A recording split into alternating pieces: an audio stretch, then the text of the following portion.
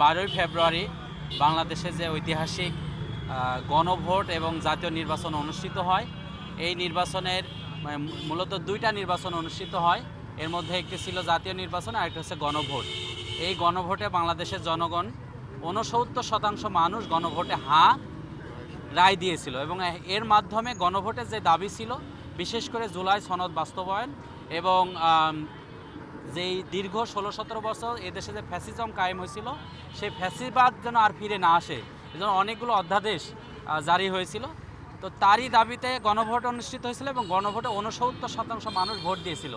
কিন্তু আমরা দেখতে পাচ্ছি এই 69% মানুষের রায়কে উপেক্ষা করে এই গণভোটের রায়কে বাস্তবায়ন না করার জন্য সরকার টালবাহানা করছে।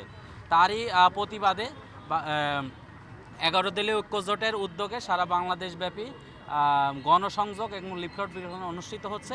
তারই অংশ হিসেবে আজকে কুষ্টিয়া জেলা জামাতের উদ্যোগে আজকের এই